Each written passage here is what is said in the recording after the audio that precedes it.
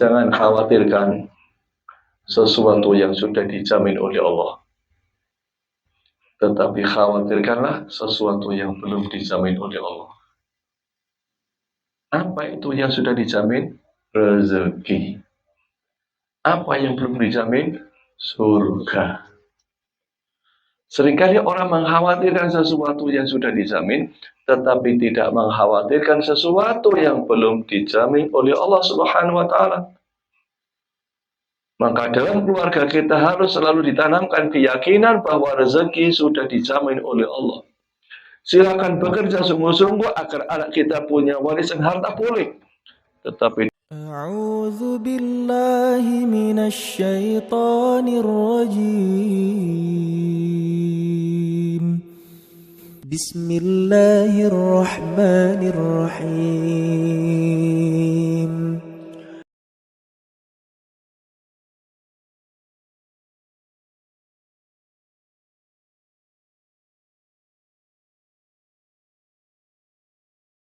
Bismillahirrahmanirrahim. Assalamualaikum warahmatullahi wabarakatuh. Alhamdulillahirabbil alamin. Alhamdulillahilladzi anzala sakinata fi qulubil mu'minin. Asyhadu an la ilaha illallah wahdahu la syarikalah wa asyhadu anna Muhammadan abduhu wa rasuluh.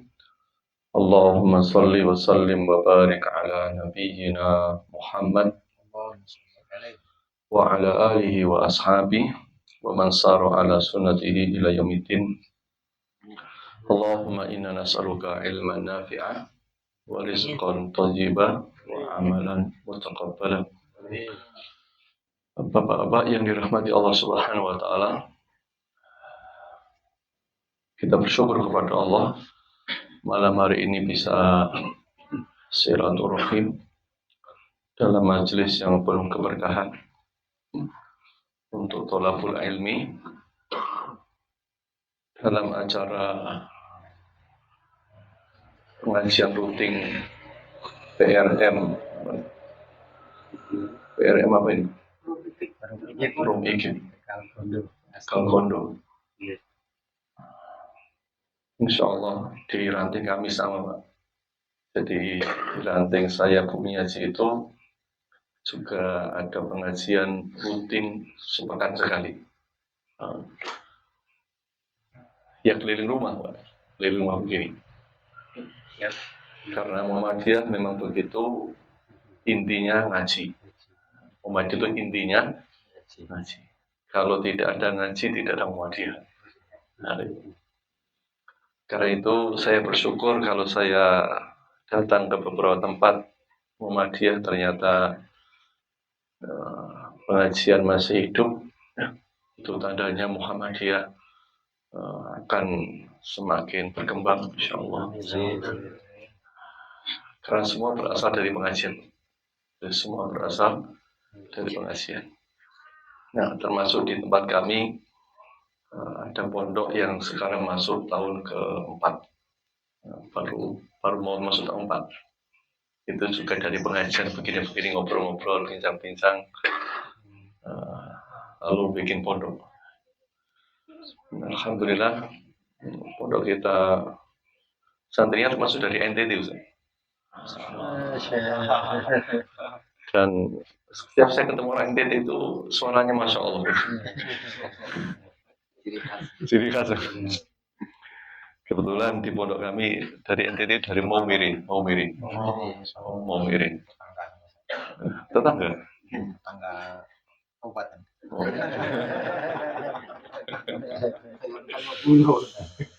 Alhamdulillah dari NTT itu masuk kelas berapa? Kelas 2. Jadi 2 tahun. Alhamdulillah sudah 26 juz.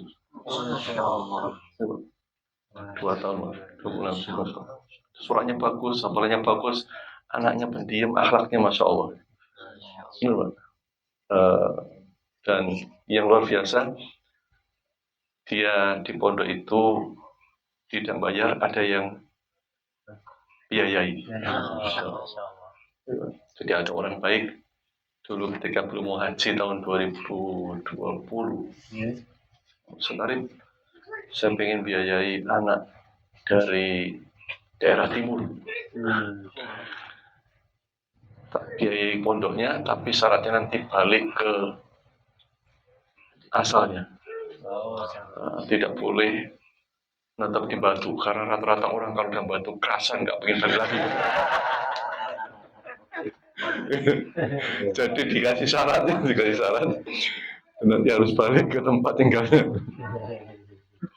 Alhamdulillah bersyukur karena ternyata Muhammadiyah tidak hanya di Batu, tidak di Malang, bahkan di NTT, Masya Allah.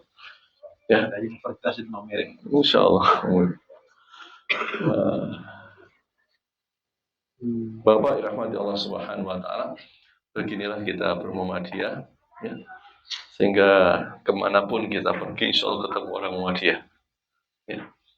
Apalagi hanya di Malang, insya Allah sangat banyak warga Muhammadiyah. Ya.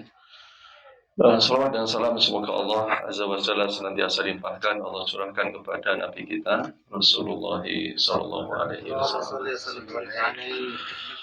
Jamaah yang dirahmati Allah Subhanahu wa Ta'ala, saya kalau pengajian itu kadang-kadang cuma ditanya apa ya temanya. Saya juga lupa dulu terakhir ngisi itu apa. Tapi yang ngikuti ingat itu saya bersyukur itu. Karena pengajian itu biasanya sampai di rumah sudah lupa. Kalau masalah keluarga.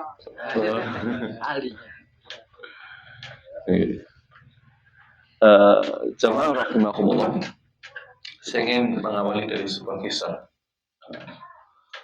kisah ketika Al-Mansur diangkat menjadi seorang khalifah, dibaiat menjadi seorang khalifah, dan di istananya ada seorang ulama bernama Muqatil bin Sulaiman. Melihat di istana tempat dia diangkat menjadi khalifah ada seorang ulama besar, maka sang khalifah menyampaikan kepada ulama tersebut, beliau mengatakan, wahai Muqatil, berilah aku nasihat. Jadi sang khalifah di awal dia diangkat meminta nasihat. Mendengar sang khalifah meminta nasihat kepadanya, Muqatil lalu menjawab permintaan itu dengan mengatakan, wahai khalifah, nasihat apakah yang engkau inginkan dariku? Apakah nasihat dari yang pernah aku dengar? Ataukah nasihat dari yang pernah aku lihat? Lalu mendapat pilihan dua hal tersebut, Khalifah Al-Mansur lalu menyampaikan, wahai Muqatil, berilah aku nasihat dari yang pernah engkau lihat. Berilah aku nasihat dari yang pernah engkau lihat. Maka mulailah Muqatil bin Sulaiman memberikan nasihat kepada sang khalifah.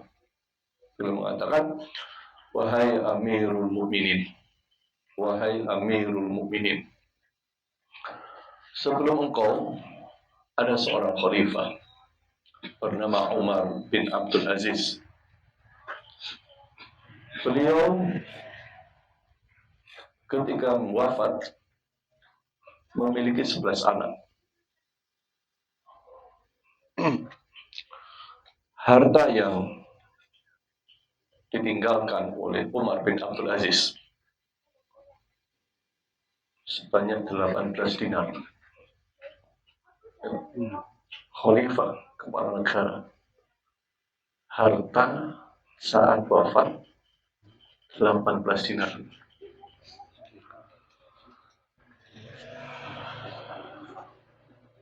Lima dinar untuk kain kafannya, 4 dinar untuk pemakamannya.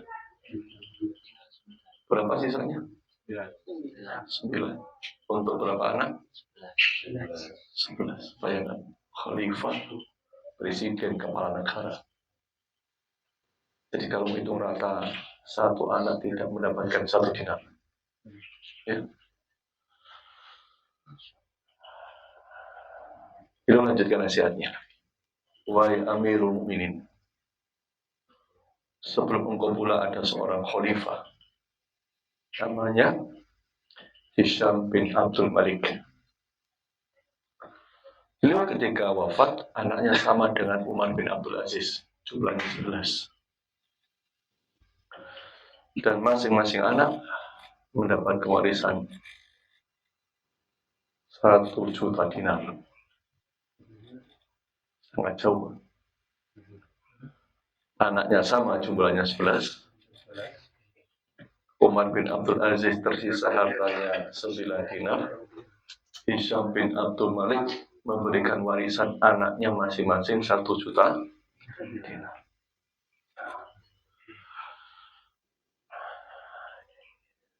Lalu Muqaddam bin Sulaiman masuk pada inti nasihatnya. Inti nasihatnya beliau mengatakan, wahai Amirul Mukminin, pada suatu hari aku menyaksikan hanya. Jadi khalifah minta nasihat dari apa yang pernah dilihat.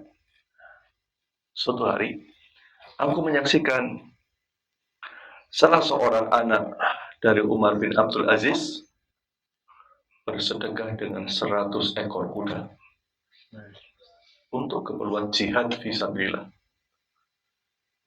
Dan pada hari yang sama, aku melihat salah seorang anak Hisham bin Abdul Malik menjadi pengemis meminta-minta di pasar.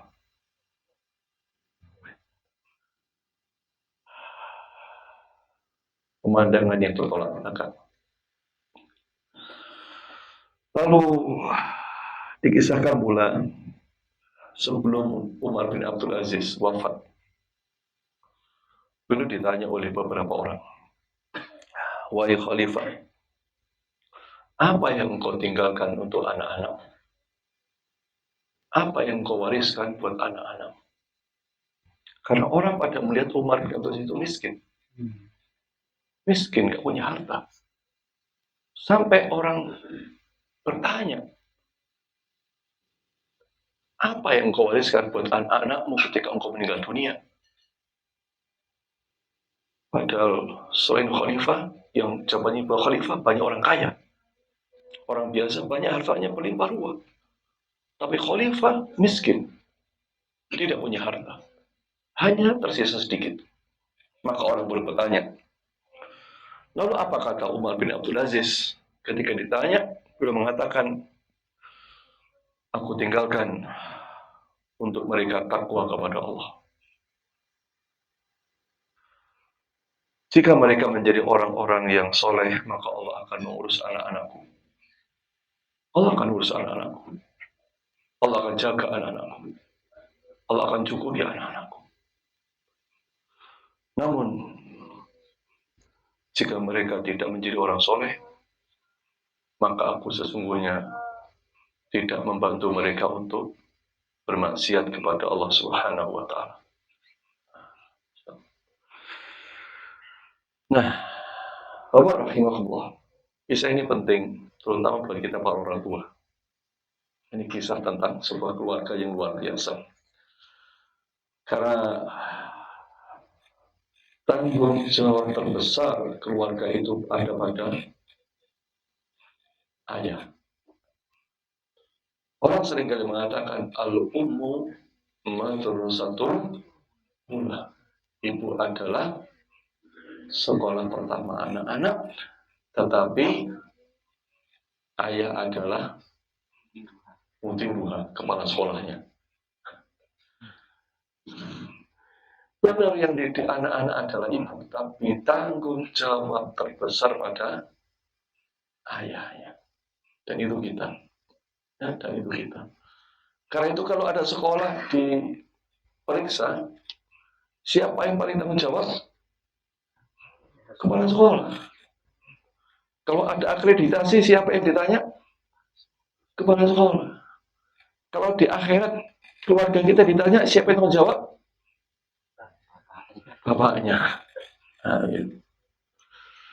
Nah, Bapak rahimahullah, dari kisah ini kita mengambil beberapa faedah pelajaran penting. Ya, beberapa nasihat penting dari kisah ini. Ya. Yang pertama, Bapak rahimahullah,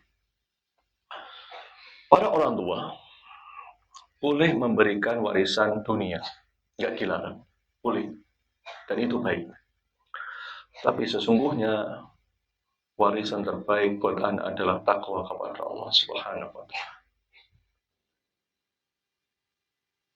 Maka Allah Subhanahu wa Ta'ala menjanjikan buat orang-orang yang bertakwa, wa may yattaqillaha yaj'al lahu makhraja wa yarzuqhu min haitsu la yahtasib. Barang siapa bertakwa kepada Allah, segala kesulitan hidup, segala problem sesulit apapun, masalah sepelik apapun, Allah kasih jalan keluar. Allah kasih jalan keluar, Allah kasih solusi. Dan Allah kasih rezeki dari tempat yang tidak diduga-duga. Karena itulah Bapak rahimahullah, takwa ini menjadi penting. Tidak hanya terkait dengan urusan dunia, urusan problem hidup, tidak hanya urusan ekonomi, tetapi juga urusan akhirat kita. Karena berkali-kali kami sampaikan, sesungguhnya kita berumah tangga itu rumusnya adalah sehidup sesurga. Sehidup sesurga. Artinya kita ingin membawa keluarga kita ke surga Allah Subhanahu wa Ta'ala. Kalau kita di dunia, sekarang beli rumah di Batu itu, villa di Batu itu harganya di atas 1 miliar.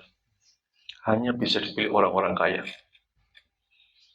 Tanah di Batu harganya kayak emas. Bisa dibeli orang-orang berduit. Orang lokal sudah nggak bisa beli tanah lagi. Semua dimiliki orang-orang luar Batu. Karena saking mahalnya.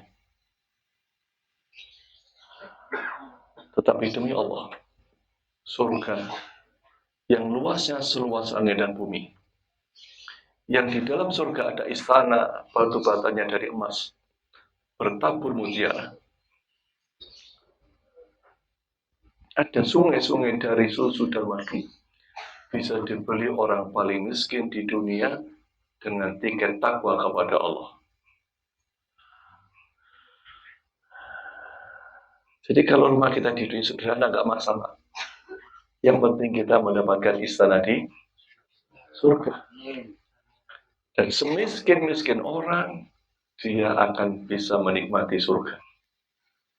Karena itu urusan dunia, orang kasih harta beda-beda. Iya. Tapi kesempatan ke surga bagi semua orang sama. Karena tiketnya bukan harta dunia, bukan uang, tetapi takwa kepada Allah Subhanahu wa Ta'ala. Maka jamaah rahimahullah, ini pentingnya takwa. Pertama tentu agar keluarga kita ini masuk surga. Maka doa kita untuk keluarga kita, Rabbana hab lana min azwajina wa dzurriyyatina qurrata, terakhir apa? Waj'alna lil muttaqina imama. Puncak doa kita adalah agar keluarga kita ini menjadi keluarga pemimpin orang-orang bertakwa. Bukan hanya keluarga bertakwa. Bayangkan, keluarga pemimpin orang-orang yang bertakwa. Yang ketakwaannya di atas rata-rata orang-orang bertakwa biasa. Nah, ini pentingnya kita bertakwa kepada Allah dalam membangun keluarga kita. Dan kita wariskan ketakwaan kepada anak-anak kita. Karena itulah jamaah yang dirahmati, dimuliakan Allah Subhanahu wa Ta'ala. Seringkali orang ketika dia berumah tangga, apalagi punya anak, yang selalu menjadi kekhawatirannya adalah urusan kehidupan ekonomi dunia anak-anaknya. Sehingga ada beberapa orang atau mungkin banyak orang takut punya anak banyak. Khawatir punya anak banyak. Ya. Mikirnya anak saya nanti hidupnya kayak apa, makannya apa. Saya punya tanah misalnya 200 meter, anak saya 4, nanti warisannya 50-an. Bapak rahimahullah. Jangan khawatirkan sesuatu yang sudah dijamin oleh Allah. Tetapi khawatirkanlah sesuatu yang belum dijamin oleh Allah. Apa itu yang sudah dijamin? Rezeki. Apa yang belum dijamin? Surga. Seringkali orang mengkhawatirkan sesuatu yang sudah dijamin, tetapi tidak mengkhawatirkan sesuatu yang belum dijamin oleh Allah Subhanahu wa Ta'ala. Maka dalam keluarga kita harus selalu ditanamkan keyakinan bahwa rezeki sudah dijamin oleh Allah. Silakan bekerja sungguh-sungguh agar anak kita punya warisan harta boleh. Tetapi demi Allah, banyak orang ketika orang tuanya wafat, warisannya banyak, tetapi ketika dewasa tua dia jadi miskin. Sebaliknya banyak orang tuanya wafat tidak dapat warisan, tapi ketika besar dewasa jadi orang kaya. Jadi ini pentingnya meyakini bahwa urusan rezeki itu yang menjamin adalah Allah Subhanahu wa Ta'ala. Sehingga yakinlah seorang muslim ketika faham begini, tidak akan ngapunten bapak-bapak. Seperti yang viral hari ini, banyak orang terjerat judi online. Ya. Judi online mengerikan. Ya. Berharap kaya dengan judi, berharap hidup berlimpah harta dengan judi. Padahal kita seorang muslim sangat yakin, ya, rezeki itu diatur oleh Allah. Dicari dengan jalan haram, tidak ada jaminan kaya. Dicari dengan jalan halal jujur, tidak ada ancaman miskin. Ya. Hal haram hanya caranya, jumlah urusan Allah Subhanahu wa Ta'ala. Maka ini penting untuk selalu kita tanamkan dalam diri kita. Yakin urusan rezeki Allah yang ngasih. Dan buat orang-orang yang bertakwa, Allah yang ngasih rezeki dari jalan yang tidak diduga-duga. Maka inilah jamaah yang dirahmati Allah Subhanahu wa Ta'ala. Pentingnya kita menanamkan ketakwaan kepada keluarga kita, kepada anak-anak kita, dan berharap keluarga kita dengan takwa itu berjumpa di surga Allah Subhanahu wa Ta'ala. Jamaah yang dirahmati dimuliakan Allah Subhanahu wa Ta'ala, dan inilah sesungguhnya tugas terbesar orang tua, para ayah, adalah menyelamatkan keluarganya dari api neraka dan memasukkannya ke surga Allah Subhanahu wa Ta'ala. Maka seringkali ayat yang sangat kita hafal buat seorang ayah, ya ayyuhalladzina amanu qu anfusakum wa ahlikum nar. Kalau ada ayah bekerja pagi, siang, sore demi anaknya bisa makan, itu banyak kita dapati. Seorang ayah banting tulang mati-matian demi anak bisa pakai yang bagus, sangat banyak. Tapi sangat jarang orang tua yang mati-matian menjaga anaknya dari api neraka. Ya. Maka jamaah rahimahumullah, ini pentingnya takwa di dalam keluarga kita. Ya, ketaatan kepada Allah Subhanahu wa Ta'ala di dalam rumah tangga kita. Yang kedua, jamaah rahimahullah, Meskipun seseorang itu telah memiliki kedudukan yang tinggi, hendaknya dia selalu mencari nasihat.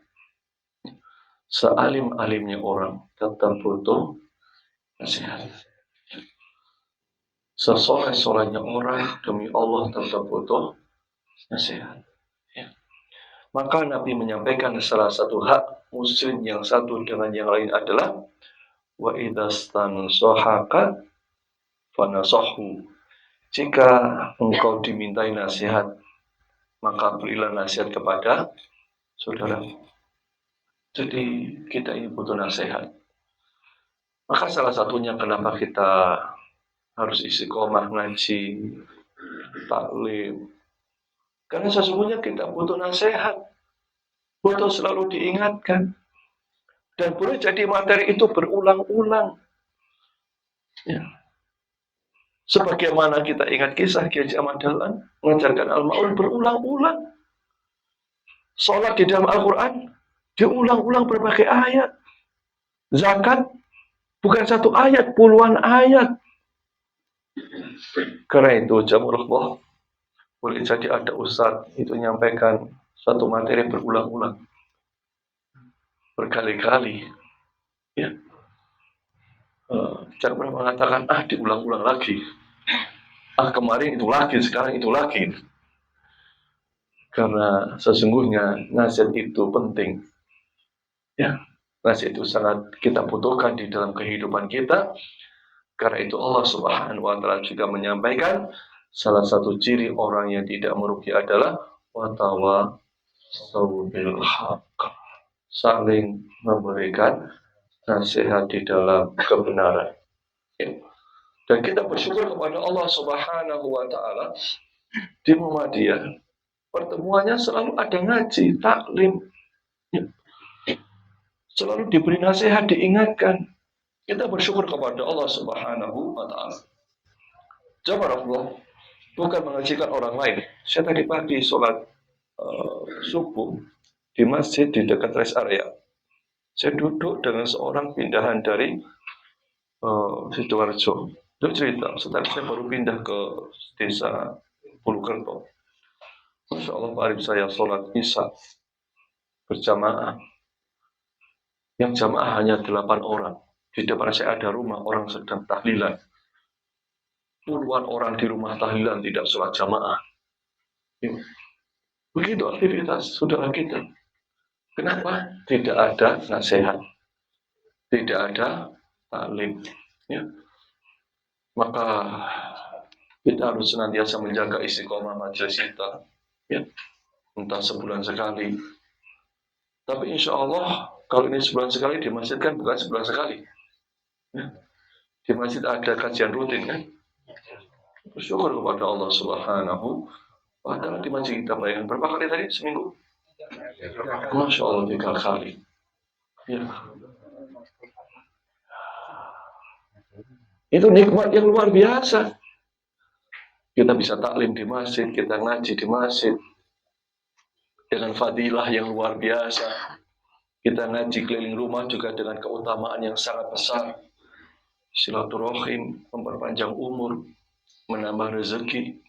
Kita taklim di masjid, fadilahnya salah satunya mendapatkan pahala haji yang sempurna. Ya. Pahala haji yang sempurna.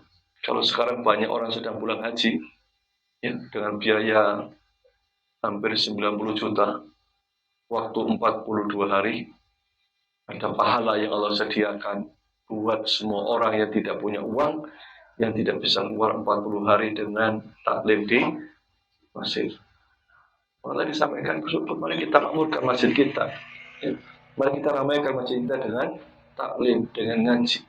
Karena itu inti dan ruh kita ber-Muhammadiyah. Ya. Karena itulah jamaah rahimahullah. Mari kita terus semangat menghadiri taklim, pengajian dimanapun diadakan. Karena sesungguhnya yang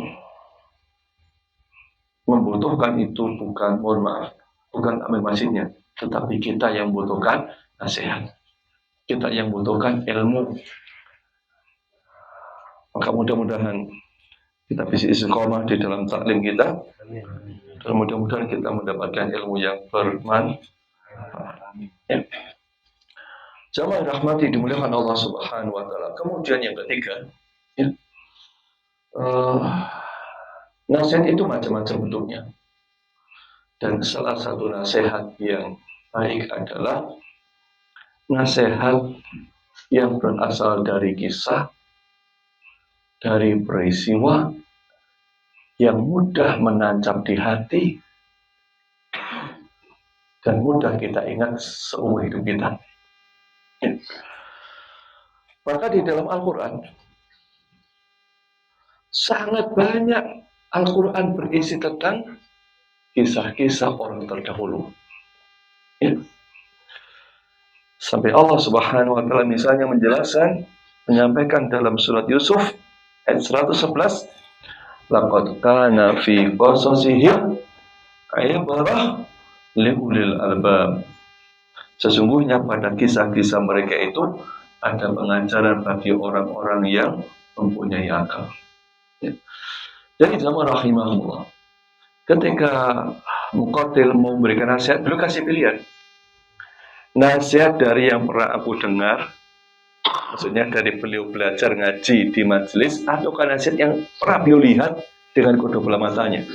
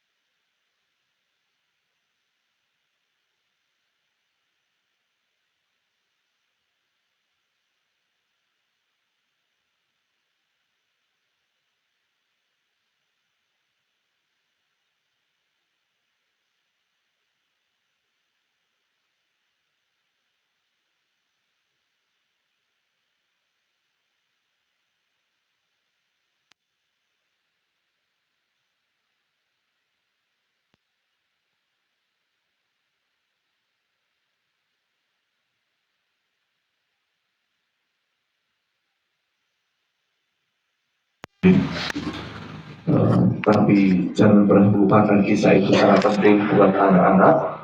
Nah, ya. Kemudian yang keempat, ya, kesolehan orang tua. Kesolehan orang tua itulah yang menjadikan sebab Allah Subhanahu wa Ta'ala memberikan perlindungan kepada anak-anak kita. Ya. Kita sangat tahu betapa luar biasanya Umar bin Abdul Aziz. Ya. Kesolehannya, ketawaduannya, kezuhudannya, keadilannya, keberhasilannya, ya, pemimpin negara. Dan Allah tunjukkan dengan Allah menjaga anak keturunan Umar bin Abdul Aziz. Maka kita ingat kisah di dalam surat Al-Kahfi, ya, ketika Allah menjaga harta anak yatim. Ya. Kisahnya Nabi Musa dan Khidir. Apa Allah katakan di dalam kisah itu? Wa kana abuhuma salihah. Sesungguhnya kedua orang tua ayah mereka berdua adalah orang-orang yang soleh. Gara-gara kesolehan orang tuanya, Allah menjaga anak keturunannya. Bahkan dalam tafsir Ibnu Katsir disebutkan orang tua mereka bukan orang tua kandung langsung, tetapi generasi ketujuh di atas mereka. Generasi ketujuh di atas mereka, kesolehannya itu Allah menjaga sampai anak keturunan ketujuh dijaga oleh Allah Subhanahu wa Ta'ala. Maka Bapak-bapak, pentingnya kita menjadi orang tua yang soleh, teladan buat anak-anak kita, agar Allah menjaga bukan saja anak kita, tetapi keturunan kita sejauh-jauhnya. Karena ketika kita berumah tangga, sesungguhnya fokus kita ini bukan hanya soal anak kandung kita, tetapi juga cucu-cucu kita. Sehingga laki-laki doa kita untuk rumah tangga bukan hanya soal anak. Ketika kita baca doa, Rabbana hab lana min azwajina wa dzurriyyatina. Dzurriyyah itu bukan anak, tetapi dia keturunan sejauh-jauhnya. Namanya anak itu walad atau aulad, itu anak. Tapi kalau namanya keturunan itu dzurriyyah. Maka kita seringkali mendengar anak keturunan Nabi disebutkan dzurriyyatun Nabi. Jadi, maka ketika kita berdoa, kita bukan hanya berdoa buat anak kandung kita, tapi cucu kita sampai sejauh-jauhnya. Begitu pula kenapa kita harus jadi orang soleh, agar Allah tidak hanya menjaga anak kita, tapi cucu-cucu kita sejauh-jauhnya. Ini pentingnya kita memberikan keteladanan kepada anak-anak kita, karena sesungguhnya orang tua itu yang akan dicontoh oleh anak-anaknya. Maka keberhasilan Nabi Shallallahu Alaihi Wasallam adalah karena teladan yang luar biasa. Maka kana lakum fi Rasulillahi uswatun hasanah. Keteladanan yang luar biasa dari Nabi Shallallahu Alaihi Wasallam. Jamaah rahimahullah. Kemudian yang ke-6, pentingnya bijaksana di dalam berdakwah. Muqatil bin Sulaiman memberikan nasihat dengan sangat tepat. Beliau ketika memberikan nasihat kepada Amirul Mukminin Al-Mansur, beliau menyebutkan khalifah yang setara dengan beliau. Beliau sebutkan kisah orang yang setara dengan beliau, bukan orang biasa, agar menjadi nasihat yang juga setara dengan kedudukan beliau sebagai seorang khalifah. Dan beliau ketika memberikan nasihat, juga nasihat yang sangat tepat, ya, buat beliau di awal. Beliau menjadi seorang khalifah. Maka di sini kemudian ketika seorang berdakwah memberikan nasihat, harus benar-benar punya ilmu dengan cara yang sebijaksana mungkin. Maka Allah sampaikan, ud'u ila sabili rabbika bil hikmah wal mau'izatil hasanah wa jadilhum billati hiya ahsan. Berdakwah itu harus dengan jalan yang bijaksana, mungkin dengan nasihat terbaik, ya. Karena nasihat yang berasal dari lisan hanya nyampe di telinga, tapi nasihat yang berasal dari hati akan masuk ke dalam hati. Ini pentingnya kita ini memberikan nasihat dengan jalan yang terbaik. Karena kadang-kadang kita saksikan nasihat itu benar, tetapi dengan cara yang tidak tepat, akhirnya jadi persoalan yang semakin rumit, gitu ya. Jangan sampai kemudian mengatakan kulil haqqo walau kana murah. Katakan yang benar walaupun baik. Bahwa ternyata ada riwayat yang menyebutkan tentang hadis ini. Ya, itu bukan sekedar kita boleh ngomong sembarang-barangan mesti yang penting benar, tetapi kisah ini sudah berasal dari ada orang di zaman Nabi SAW itu, beliau membeli barang dagangan dari seseorang. Tiba-tiba barang dagangannya itu, Pak, ternyata tidak sebagus yang dijanjikan oleh penjualnya. Dia mendapatkan dagangan yang jelek. Dia tanya kepada Rasulullah, ya Rasulullah, bagaimana dengan dagangan ini? Apakah boleh aku jual? Aku tidak kasih tahu yang membeli nanti supaya aku tidak rugi, ataukah aku jelaskan apa adanya? Apa kata Nabi? Qulil haqqo walau kana murran. Apa maknanya? Katakan benar walaupun pahit buatmu, gitu.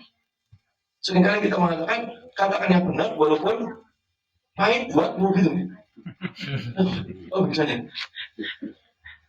saya ngomong yang penting benar, kamu suka nggak suka terserah kamu, kan ya? Nggak boleh begitu, kan? Ya. Jadi asal mulanya itu hadisnya itu orang dagang barangnya jelek, ini baiknya ngomong jujur atau tidak jujur. Kata Nabi, qul haqqo walau kana, katakan yang benar walaupun baiknya buat siapa? Buat diri sendiri, bukan buat orang lain, gitu. Nah, ini penting. Jadi jangan kemudian dakwah lalu yang penting benar, gitu. Lalu maki-maki orang, gitu. Nggak boleh. Ya. Jadi yang penting bijaksana ketika berdakwah, sehingga kita bicara dengan tepat, ya, dengan cara yang lemah lembut, ya, dengan tetap esensi itu masuk, tidak mengurangi sama sekali tujuan kita menasihati orang lain. Ya. Maka di sini kemudian Muhammadiyah kenapa eksis sampai hari ini? Karena Masya Allah Muhammadiyah sangat bijaksana. Dia kalau tahu di luar kita, udah firqah macam-macam. Si ini firqahnya ada struktural, ada kultural, ya, firqah macam-macam. Bahkan kamu terbaik, jangan pernah tahu jamaah sampai itu. Semua betul, saya pernah ikut jamaah sampai Pak. Pernah ikut khuruj 3 hari Pak. Benar kan? Waktu tahun 91, tahun 95, tahun 93. Pernah ikut di Bali Pak. Saya pernah tinggal di Bali 2 tahun. Saya tidur di emperan toko di bawah saya. Saya beri Masya Allah, saya bayangkan sama tamu, Masya Allah, akhlaknya luar biasa. Nggak suka bicara urusan khilafiyah, nggak ada. Tapi ternyata juga pecah juga. Pecah juga. Bahkan ketika kegiatan hampir lempar-lemparan kursi, Pak. Jadi kita di Muhammadiyah, Masya Allah, Pak Muhammadiyah itu menyejukkan, Pak. Senang, bahagiakan, Pak. Maka inilah kemudian yang kita jaga di Muhammadiyah.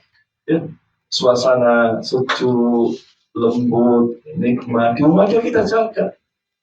Sehingga bertahan sampai, Masya Allah, 1 abad lebih. Tidak ada di dunia ini organisasi yang bertahan sampai sekian lama sebagaimana kita rasakan di Muhammadiyah. Sangat berbahagia. Saya tahu banyak orang di luar sana. Ya. Nikmat yang luar biasa kita bersama di Muhammad. Ya. Ya. Kemudian berikutnya, Assalamualaikum. Ah, Sesungguhnya setiap orang harus berhati-hati ketika memberikan nafkah kepada anak-anaknya. Jangan sampai orang tua memberikan sesuatu kepada anak, lalu anak bermaksiat dengan pemberian orang tua. Kenapa? Orang tua ikut bertanggung jawab. Maka perhatikan, Umar bin Abdul Aziz mengatakan, beliau tidak meninggalkan harta dalam jumlah banyak. Beliau khawatir jika anaknya tidak soleh, beliau nanti dihakimi di akhirat, ikut bertanggung jawab membuat anaknya bermaksiat kepada Allah Subhanahu wa Ta'ala. Maka silakan memberi anak apapun, tapi pastikan anak kita bisa menggunakan dengan baik. Apalagi hari ini namanya hati. Ya Allah, ujian paling berat harinya anak kita, Pak. Tidak nyawa anak Pak, tidak jauh jadi berat. Iya, Pak. Tidak nyawa anak kita itu berat luar biasa. Kalau mau kasih nabi kan susah banget gitu. Kayak lengket. Aduh, ya Allah, ujian berat di nabi, Pak. Sampai ada teman saya guyon, Pak. Bikin negeri. Waduh, Pak. Hati buka hari, pulang kantor, boleh mana aku? Buka hari, tak? Bilang teman saya, seakan-akan HP lebih berharga daripada istrinya. Bilang teman saya. Karena itu kita ambil, apalagi anak-anak kita, Pak. Bayangkan, Pak, jika anak kita misalnya kayak kita misalnya di Instagram, satu ada misalnya ada video ngaji, di sebelahnya ada video misalnya apa ini maksiat, kira-kira di dalam mana? Langsung ngaji nih kan? Ya Allah, berarti. Maka lagi-lagi Bapak ya, ini pentingnya didik anak kita, didik anak kita dengan sebaik-baiknya. Karena ini tanggung jawab para orang tua, para ayah. Karena saya yakin ya istri ada yang bekerja, tapi sesungguhnya tanggung jawab utama itu pada kita para ayah. Ya. Sehingga ini menjadi penting buat kita semua, dan jangan lupa kita banyak-banyak mendoakan keluarga kita, anak-anak kita. Ya, mudah-mudahan Allah memimpin anak-anak kita, keluarga kita menjadi keluarga yang layak masuk surga Allah Subhanahu wa Ta'ala. Saya kira itu Bapak rahimahullah sudah 9 lebih ya. Pas 9 lebih ya. Insyaallah. Ya, mudah-mudahan segini manfaat buat kita semua. Amin. Sebelum itu mungkin ada satu ngobrol, tapi jangan tanya susah loh ini. Boleh, monggo. Boleh, ada ngobrol satu dua. Nanya, ada yang belum jelas. Cukup. Oh, ada. Oh, belum. Cukup ya? Ada pertanyaan? Enggak tanya. Oh ya. Ini saya ada nonton video itu, ada pernyataan begini, bilang ketika seseorang memberikan sesuatu, misalnya ada temannya berjudi, dia saksikan temannya berjudi, kemudian hasil judi itu diberikan kepada teman di sini, terus dianggap bahwasanya, nah itu bagaimana dengan proses penerimaannya? Kita halal nggak dengan pemberian dia gitu? Soalnya kita tahu itu adalah hasil judi gitu. Lalu dia mengatakan itu adalah akad yang didapatkan itu, ini apa haram itu jalan dia gitu. Ketika dia kasih ke kita itu adalah akad yang halal gitu, sehingga itu tidak mempengaruhi gitu. Nah, saya berpikir ini bagaimana kalau dibawa ke ranah keluarga gitu kan?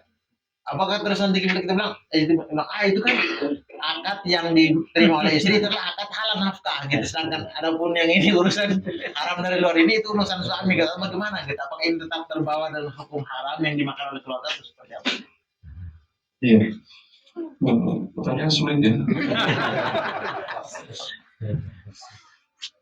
Jadi Bapak, ini ada urusan fikih, tapi ada urusan hukum.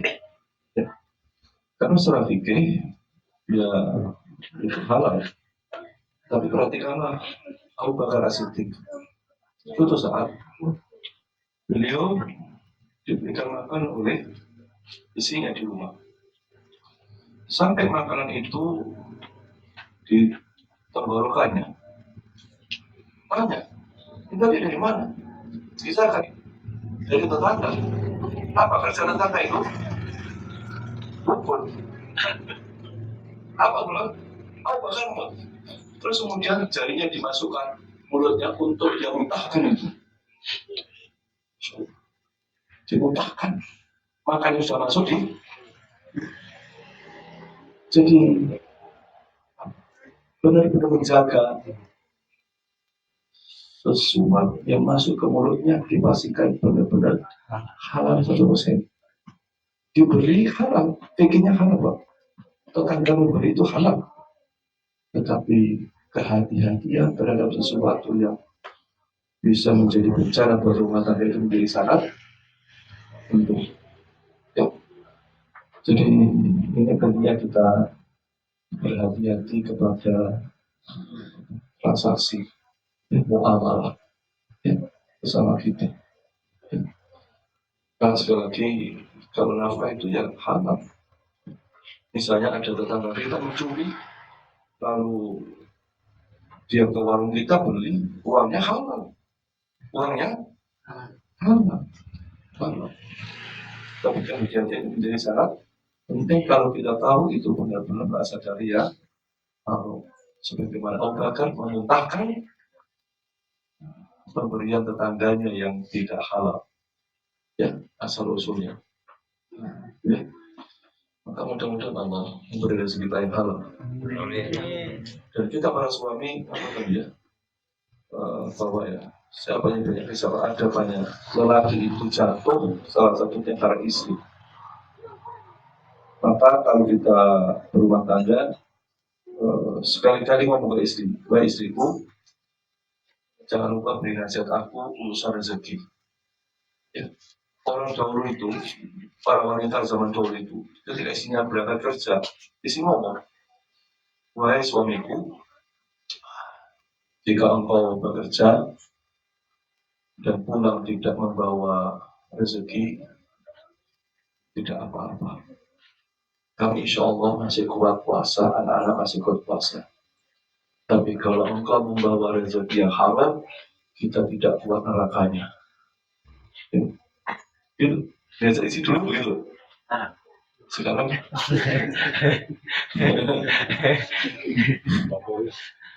Kok yang penting duit. itu penting Pak. Jadi rumah tangga itu begitu. Karena isi kita dan saya begitu supaya mereka ngomong ke kita Pak.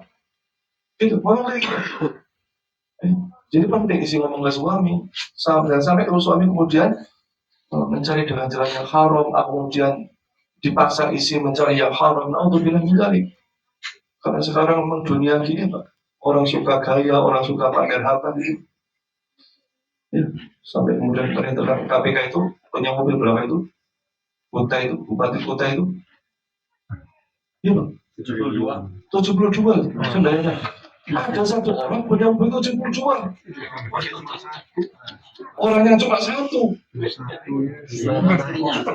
Ini perempuan Pak ya? Perempuan. Bapaknya jantangannya berapa? 30 berapa? 38. Tangannya cuma 2 gitu. Dulu bapaknya bupati juga. Waduh, waduh. Tangkap KPK juga. Ya Allah. Sekarang anaknya tangkap juga. Jadi urusan dunia ini Pak, mengerikan Pak ini. Tidak pandang siapapun Pak. Namanya dunia itu sudah membutakan apapun. Ya. Maka apa ini pentingnya menjaga keluarga dari yang haram mungkin. Karena yang suka saja harus kita tinggalkan apalagi ya haram. Mudah-mudahan Allah selamatkan keluarga kita insyaallah. Allah bisa cukup insyaallah ya. Cukup insyaallah. Saya kira itu Bapak Rahimahullah. Mudah-mudahan majelis kita senantiasa diberkahi Allah Subhanahu wa taala. Ada kesalahan dan maaf kami akhiri Allah wa iyyakum. Assalamualaikum warahmatullahi wabarakatuh. Alhamdulillahi rabbil alamin.